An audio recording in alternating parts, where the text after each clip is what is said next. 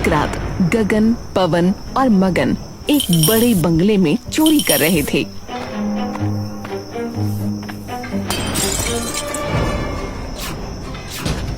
हे भगवान, अरे पगले, ये क्या किया तूने? कौन कौन है वहाँ? रामू, श्यामू, नीचे आओ, चोर घुस आए हैं, पकड़ो इन्हें। भैया भैया बचाओ, हम पकड़े गए। नहीं नहीं, ऐसा नहीं हो सकता है। मगन, पीछे के दरवाजे से भाग, मैंने संभालता हूँ। गगन ने एक झटके से पवन को खिड़की की ओर धकेला, लेकिन तभी दो नौकर आ गए।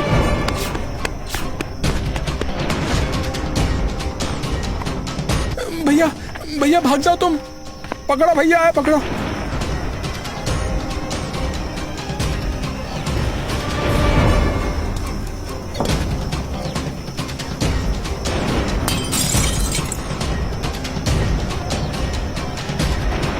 भाग पवन, निकल यहाँ से, खिड़की से कूद। पवन कूदा और फिर गगन, ऐसे दोनों बच निकले।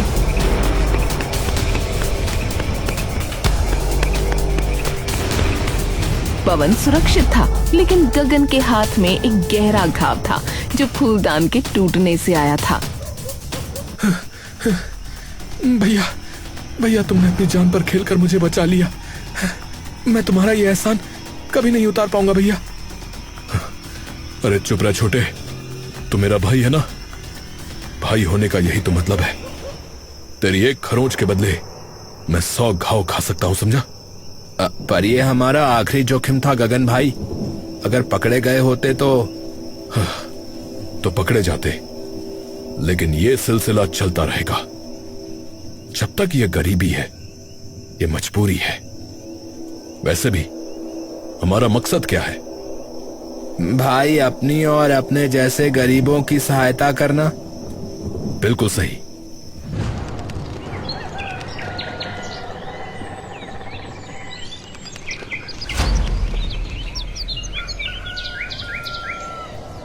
इसके बाद गगन ने अपनी गर्दन से एक पुराना ताबीज उतारा और प्यार से देखा। ये देख रहे हो, मेरी माँ ने ये दिया था। कहा था, बेटा ये तुझे बुरे वक्त में बचाएगा, और सचमुच हमेशा बचाता आया है। शायद इसीलिए कल रात वो फूलदान मेरे सामने आ गया और हम सब बच गए। हाँ, तुम सचमुच कमाल हो भैया, जो अमीरों से लेकर गरीबों में बांटते हो। मगर कब तक?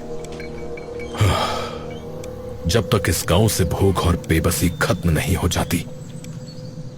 चलो अब बाहर निकलो, कान खुले रखना।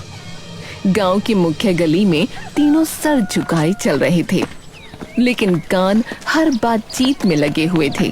कुछ बुजुर्ग एक पेड़ के नीचे बैठे गंभीर चर्चा कर रहे थे। अरे अरे, वो नाव फिर दिख गई भैया, कल रात को। हाँ, अरे राम, क्या कह रहे हो? कहाँ? अरे समंदर किनारे भैया, अरे उसी पत्थर के पास। अरे बड़ी अजीब सी नाव, अरे बिल्कुल भूतिया, टूटी फूटी। हाँ, अब भगवान बचाए, जब भी वो नजर आती है कोई ना कोई अनहोनी जरूर होती है। पिछली बार भी कुछ लोग गायब हो गए थे। हाँ, ये कोई साधारण नाव नहीं, ये तो मौत का साया है। तीनों चोर ये सुनकर हैरान थे। मगन बोला, सुना तुमने? वो नाव फिर आ गई। भैया, हम इसी गांव में रहते हैं, क्या आप हमारे साथ? चुप, डरो मत। हमें अब और जोखिम नहीं लेना। एक आखिरी बड़ा काम, फिर शायद ये गांव छोड़कर चले जाएं। क्या बड़ा काम? एक बड़ी चोरी। किसके घर? सबसे अमीर कौन है गांव में, जो लोगों का पैसा खाता रहता है और अपना पेट भरता रहता है? मुखिया।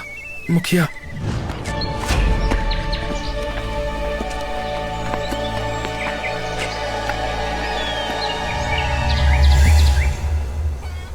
गगन ने एक बड़ी योजना बनाई।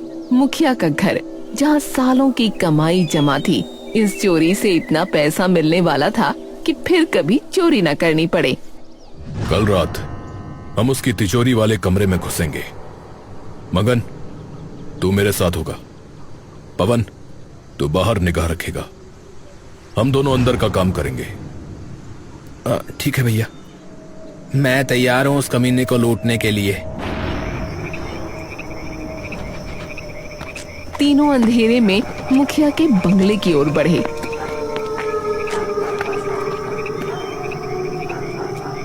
लेकिन जैसे ही उन्होंने दीवार फांदी, अचानक तेज रोशनी हो गई।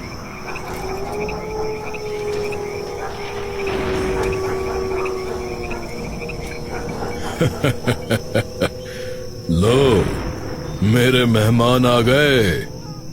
पकड़ो इन पाजी चोरों को। हाँ, ये क्या? ये तो जाल है। भागो गगन। पवन उन लोगों के बीच में खड़ा था। वो मुस्कुरा रहा था। पवन, तूने? माफ करना भैया, मुखिया ने पैसे दिए, मुझे डर लग रहा था उस नाव का। मैं मरना नहीं चाहता। तो तूने इस मुखिया से हाथ मिला लिया? तू मेरा भाई था, मैंने तेरे लिए खून बहाया, और तूने? गगन का दिल चीख रहा था। मगन ने उसे खींचा। मुखिया के आदमी उन दोनों को पकड़ने लपके। वो दोनों जान बचाकर अंधेरे में भागे। पीछे चीखें गूंज रही थीं। पवन ने ये सही नहीं किया। अरे अब छोड़ो उसे और अभी भागो गगन भाई, भागो। भागते भागते वो समुद्र के किनारे पहुंच गए। सामने वही रहस्यमयी जर्जर नाव खड़ी थी, जैसे सदियों से इंतजार में खड़ी हो। वो आम नाव से अच्छी खासी बड़ी थी। उसे छोटा पानी वाला जहाज कहना भी गलत नहीं होगा। यहाँ नहीं, चलो दूसरी तरफ जंगल में छिप जाते हैं। नहीं मगन, अगर मरना ही है तो इसी गांव में, इसी समंदर किनारे मरूंगा। उस जंगल में क्या रखा है? चलो इस नाव पर चढ़ते हैं। शायद ये हमें कहीं और ले जाए। पर गगन भाई, जंगल में हम शायद बच जाएं। मगन, जंगल में भेड़िए हैं, मौत वहां भी है और यहां भी, इसीलिए मैं इसी में जाऊंगा। वो डरते डरते सहमते हुए नाव पर चढ़े। नाव पुरानी थी, लकड़ी सड़ी हुई थी। बैठते ही अचानक नाव हिली और बिना किसी पतवार छुए, बिना किसी मल्लाह के धीरे धीरे समुद्र में चल पड़ी, ऐसे जैसे कोई अदृश्य शक्ति उसे खींच रही हो। हे भगवान, ये क्या हो रहा है? अरे नाव खुद चल रही है। अरे इसे काबू कैसे करूं? गगन भाई, ये नाव हमें कहाँ ले जा रही है? ये तो हमारे बस में ही नहीं है। नाव तेज होती गई। किनारा दूर, अंधेरा गहरा और समुद्र का पानी काला होता चला गया। दोनों एक दूसरे से चिपट गए। उनकी सांसें थम सी गईं। शायद मौत अब करीब है। नाव बेतहाशा भागे जा रही थी। अचानक उस पर एक अजीब सी चमकती मछली कूद कर आ गई, जिसका शरीर सोने जैसा चमक रहा था। गगन और मगन हैरान होकर देख ही रहे थे कि वो मछली हवा में घुल गई। इस बीच ऊपर से एक विशाल रहस्यमयी समुद्री पक्षी ने जोरदार आवाज की और गायब हो गया। ये क्या हो रहा है? ये नाव का असर है या हम लोग पागल हो गए? यहाँ सब कुछ जादुई जैसा क्यों लग रहा है? हम कहाँ फंस गए? हे भगवान! तभी नाव के पिछले हिस्से से एक लंबा दुबला आदमी, जिसका पूरा चेहरा और शरीर काले कपड़े से ढका था, निकल कर आया। तुम कौन हो? कौन है तू? वो बिना कुछ कहे पतवार के पास गया और उसे एक झटके से सीधा कर दिया। डरो मत, नाव अब स्थिर है। तो तुम कौन हो? तुम यहाँ कहाँ से आए? मैं यही रहने लगा हूँ। मेरा कोई घर नहीं है, यही नाव अब मेरा घर है। तुम हमें कहाँ ले जा रहे हो भाई? बस चले जा रहे हैं, देखते हैं कहाँ पहुंच जाते हैं। तुम इंसान ही हो ना? यह हमारा भ्रम या जादू? जो चाहो समझ लो, मैं तो फिलहाल तुम्हारी मदद कर रहा हूं।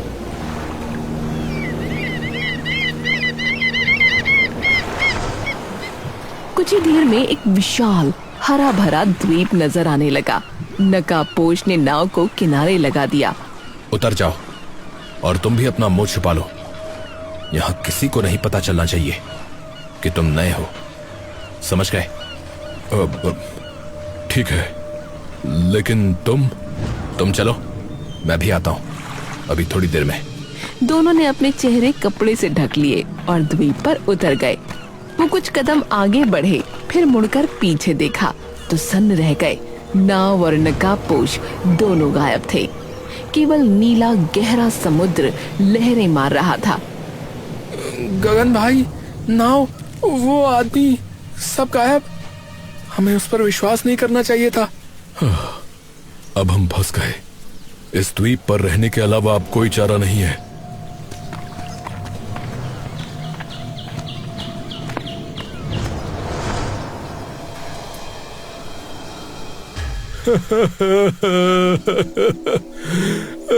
मेरा नाम चंदन है। मेरा सब कुछ लूट लिया उस अमीर सेठ ने। मेरी जमीन, मेरी बचत सब छीन ली। अब मेरे बच्चे भूखे मरेंगे। सुनो मगन, यही तो हमारा काम है, अमीर का माल गरीब तक पहुंचाना। चलो इसकी मदद करते हैं। पर गगन भाई, अगर कुछ गड़बड़ हुई तो? कुछ नहीं होगा। तभी उनकी नजर दूर जाते हुए दो लोगों पर पड़ी। वो उनके अपने गांव के मुखिया और उसके नौकर जैसे लग रहे थे, लेकिन वो यहाँ कैसे? दोनों हैरानी से एक दूसरे को देखने लगे। अरे क्या ये? हाँ यार, ये तो अपने गांव के जो गायब हो गए थे। मतलब नाव ने इन्हें मारा नहीं, बल्कि यहाँ पहुंचा दिया। खैर, हमें क्या, हमें तो अपना काम करना है अब।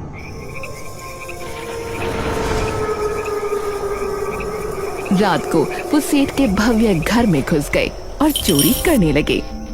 लेकिन जब वो निकलने वाले थे तो दर्जनों पहरेदारों ने उन्हें घेर लिया। पकड़ लो इन नकाबपोशों को। ओए, भागता कहाँ है? रुक।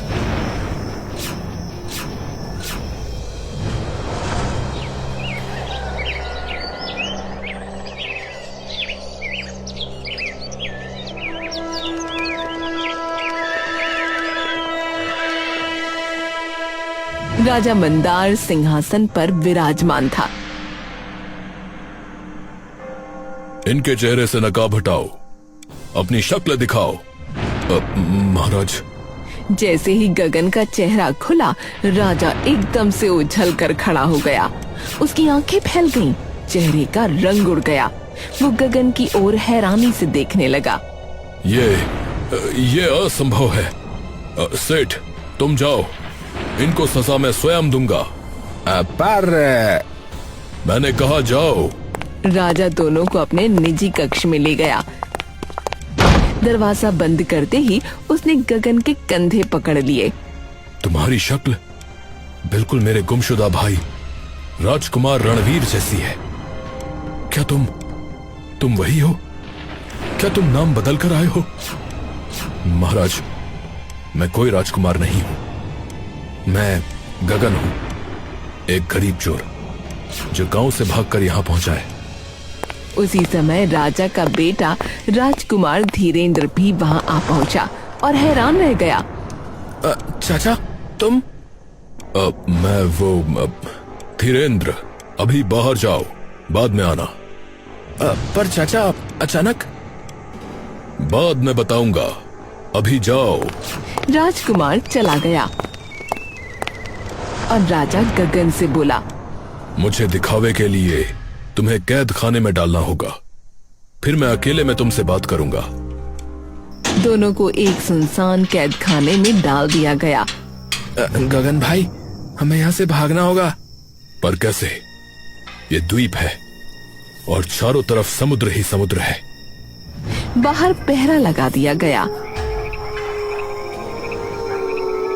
राजा रात में वहाँ आया। उसने अपने भाई की कहानी सुनाई। मेरा भाई एक दिन अचानक नाव लेकर चला गया था, लौटा ही नहीं। कहीं ऐसा तो नहीं कि वो तुम्हारे गांव में ही रह रहा हो? लेकिन वहां मेरी शक्ल का कोई भी नहीं है महाराज। ठीक है, लेकिन हमें उसका पता लगाना होगा, और उससे पहले उसके एक दोस्त के बारे में जिसने उसके कान भरे थे। मतलब कुछ नहीं, बस हमें उसका और उसके दोस्त का पता लगाना है।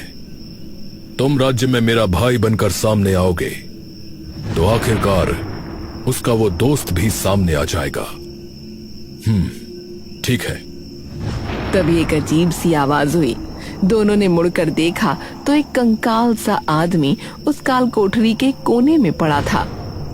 हे भगवान, मैं तो डर ही गया। इसको कितने सालों से खाना नहीं मिला है जो इसका ये हाल हुआ है। उसे मत देख। फिर अगली सुबह राजा ने उन्हें कैद खाने से निकाला और सबको बताया कि उसका भाई रणवीर वापस आ गया है। लोग हैरान थे। वाह, राजा का भाई 10 साल बाद वापस आ गया भैया। लेकिन अचानक कैसे? मुझे कुछ गड़बड़ लग रही है। अरे भैया वापस आ गया? हाँ भाई हाँ। मैंने तो सुना था कि राजा ने खुद अपने भाई को मार दिया था। तो अब ये कैसे? क्या चल रहा है? ये बात जैसे ही मगन ने सुनी तो वो घबरा गया और गगन से बोला, गगन भाई, ये हमें मारने वाला है पक्का। हिम्मत रख, हमें यहाँ से भागना होगा। मौका मिलते ही भाग लेना। राजा की नजरें ढूंढ रही थीं ऐसे इंसान को जो राजा के भाई के आने से सबसे ज्यादा परेशान हो। गगन, अब तुम अकेले बाजार में निकलो और देखो कौन तुम्हारे पास आकर तुमसे कुछ अजीब बात करता है। जी महाराज। मैं भी साथ जाता हूँ। नहीं, उसे अकेले जाना है। तू समुद्र किनारे पहुंच, मैं वहीं मिलूंगा। गगन अकेला बाजार में निकल गया। उसे कई लोग मिले जो हैरान थे।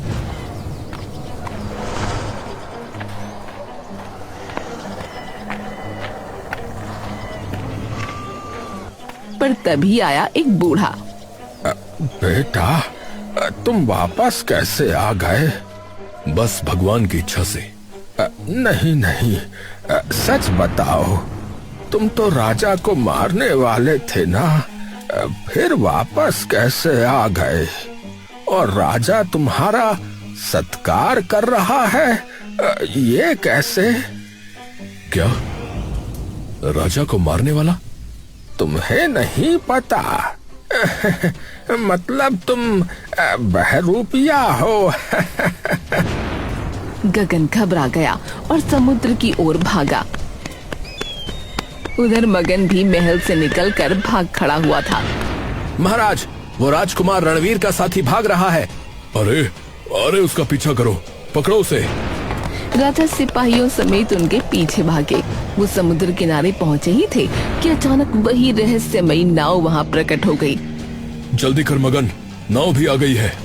पर तभी उसमें से वही नकाबपोश उतरा।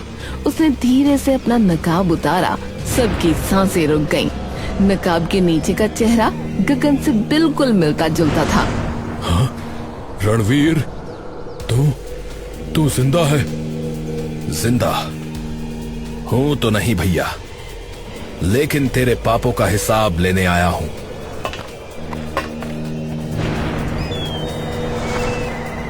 अरे अरे, ये कोई इंसान नहीं है, ये तो प्रेत है। हाँ भाई हाँ, अरे भाई भागो। समुद्र किनारे भीड़ जमा हो गई। पूरी जनता, गरीब अमीर, सब वहाँ थे।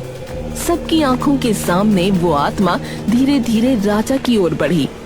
राजा डर के मारे जम गया।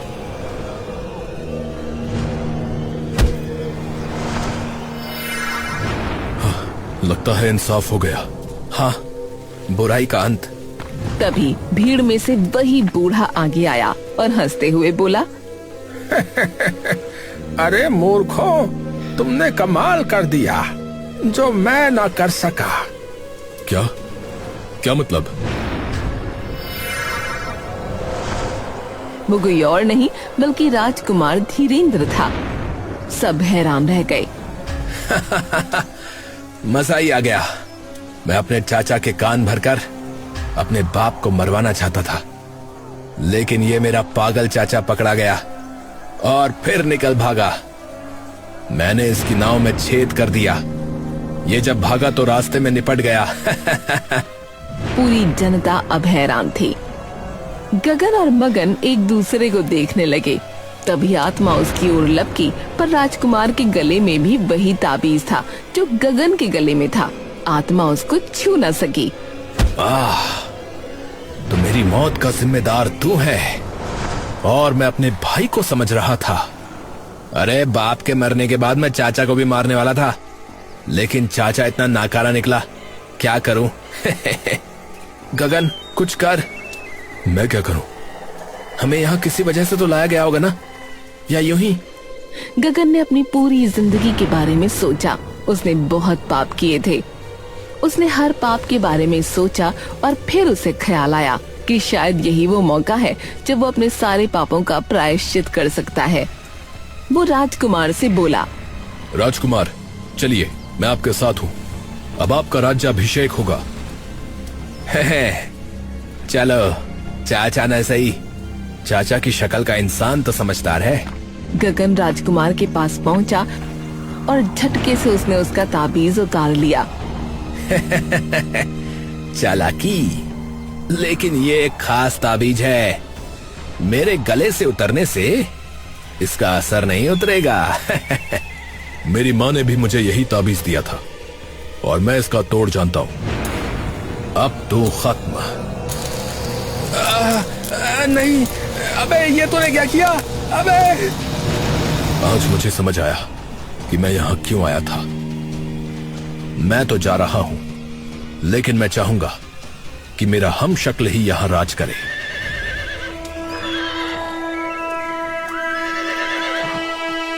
गगन वहां का राजा बन गया और मगन उसका सेनापति।